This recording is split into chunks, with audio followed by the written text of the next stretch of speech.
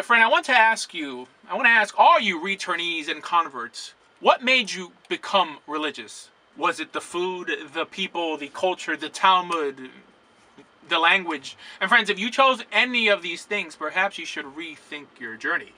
Why? Because, friends, the only valid reason anyone should choose to join any religion is for access to divine truth, to hear and learn things that man could not have come up with themselves, right? Because if not, why don't you just go to college or go to your local library if you just wanted to hear the opinions of men? And of course, there are many different reasons that someone might want or need that divine truth. Perhaps to make the world a better place or to help themselves with their own problems. So, friends, what if I told you that around 85% of what occurs in the Jewish world today is made up? Completely manufactured. Now, this should not be a controversial statement. And honestly, the only individuals who should get upset at hearing this are people who really do not know the origins of the bulk of Jewish law and or its practices. For example, the only aspect of Judaism that is not, let's say, made up is what is contained in the 5 books of Moses. And this is the only part that's really divine, what we call the Chumash, the Torah. The only portion that we could count on as the undistorted words of the Almighty. So yes, anything else, any other sefer you will learn is not from a divine source. Not even the prophets, because honestly, the job of the prophet was not to reveal divine truth, but only to redirect us back to that divine truth, which of course has always been Torah. Now, there are 2 different types of developments in the Jewish world. There are authorized developments and unauthorized developments. And this is where the oral law comes in. Now, around 98% of what is known as oral law is correctly titled rabbinic law. And around less than 2% of what is known as oral law was actually given to Moses on Mount Sinai, along with the portion that was written down. But the only difference is that this portion was not written down, but transmitted orally. And actually, these were limited to less than 30 laws that accompanied certain written laws. And the rest of the 98% of the oral law falls under the category of authorized developments. Things that are not from a divine source, but were actually created from the mind of man, which is fine. Now, the reason the oral law is called the oral law is not because it was transmitted orally from Sinai, but rather that as it was being generated by the Sanhedrin, it was preserved in an oral manner. I just thought I should insert that to limit the confusion. And friends, when I say that something is authorized, I mean that it was authorized from the Torah itself, of course, as it appears in Parashat Shoftim and many other places in Torah. The mitzvah of lo tasur, of not straying from the rulings of the great court, which were the only ones authorized to rule Jewish law into existence.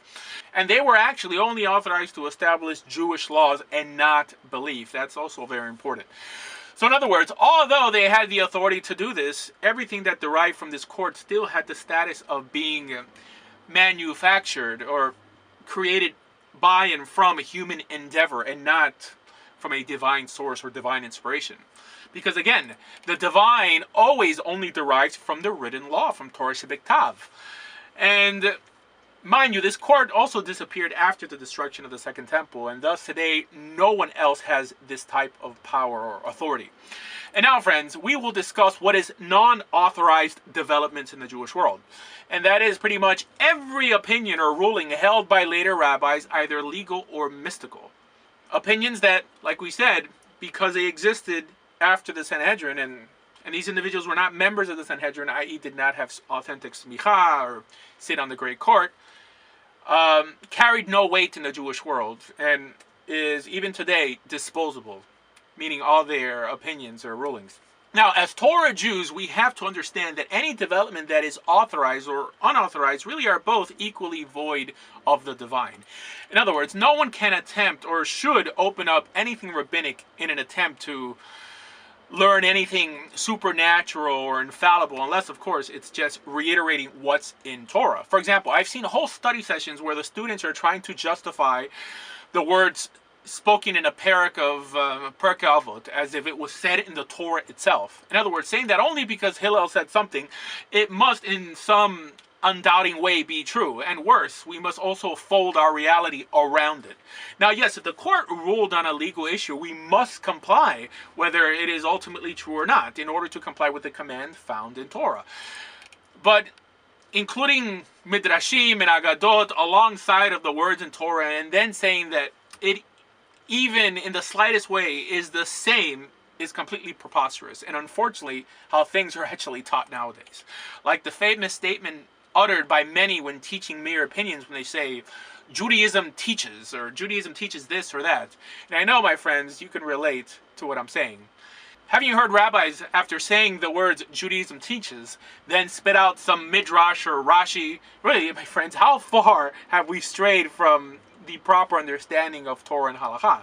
And the reason this is so important is because when and only when you begin to understand Torah Judaism properly, only then will you begin to elevate the words of Torah to the level they belong. Actually, if you would stop and think about so many things that you have considered divinely inspired in your Jewish walk, you would be surprised on how many were just made up. Things that were spoken of rabbis who never thought that a few hundred years or 1,000 years down the road would be elevated to the level of Torah. I would honestly say that it is about 85% of what we consider Orthodox Judaism today. And this is not my opinion, it's in Shas. Everyone knows or has the ability to know this. If they don't, it's because they choose not to. Which is why even in Jewish law we have this concept of Safek de Rabbanan lehakel and Safek de Oraita lechumra, that in legal matters, if we have a question on a rabbinic issue, we are lenient, and if we have a question on Torah matters, we are strict. However, nowadays everyone is even stricter on the rabbinic. Why? Because there are so many opinions on it. And people completely forget about the ethical edicts in Torah, which are of course more clean-cut and easier to understand and need less commentary. Because honestly, I'm sure you've seen it, more discussion on what prayers one should say or not say than if we are possibly mistreating the orphan or the stranger. And friends, this brings up another idea, and that's that one does not have to do teshuvah or repent, or in other words, ask the Almighty for forgiveness for failing to properly fulfill a rabbinic enactment, or like we call them, an authorized development, and obviously even less for an unauthorized development, like failing to say Kaddish or not praying with the Mechitzah. And why not? Because, my friends, as students of Torah, we can properly distinguish between a Torah command, that, by the way, we do always have to repent for, and man-made additions, either halachically binding or not. And friends, the ignorance has even entered the modern yeshiva system. I mean, honestly, since when did studying Torah only mean studying Gemara? As a matter of fact, they actually regulate Torah study only to women and children in the religious world nowadays. Can you actually believe that? Now, I don't want to speak for all yeshivot, because there are many who have begun to implement the Zilberman learning method that has begun to fix much of this educational fallacy. But honestly, they really only make up less than 1% of the yeshiva system. So anyways, friends, this should act as a wake-up call to return Torah to its rightful place in our religion. And actually, everything from matrilineal descent to Kippot, Kaddish, Kabbalah, every extra biblical story that doesn't appear in the narrative, Minhagim, Nusachot, funny hats, Hashgachot, Mashiach, yard sites, and on, are all developments really created by the mind of man and not from a divine source. And it's funny that when an individual tries to focus on the actual Torah, he's called less religious or less devout. It's really sad.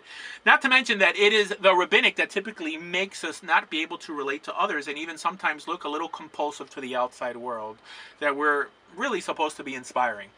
And friends, I'm not saying that in terms of practical rabbinic halakha that this in any way should be ignored. Chas v'shalom. These laws, of course, you must diligently observe, but rather I'm saying to take a less stringent attitude towards them than you would take when keeping and adhering to Torah, which is what actually makes you look wise and special to the world. Because, friends, the ethics and the love for humanity and its creator is only found in the Torah and no other place. So, what's the purpose of rabbinic law or the authorized developments? Friends, only to unite us by helping us keep the mitzvot in a unified manner. Because our ethics only come from Torah. Torah Shebiktav, that is, the written law. For more information on everything about Judaism, please visit doordea.com. Thank you.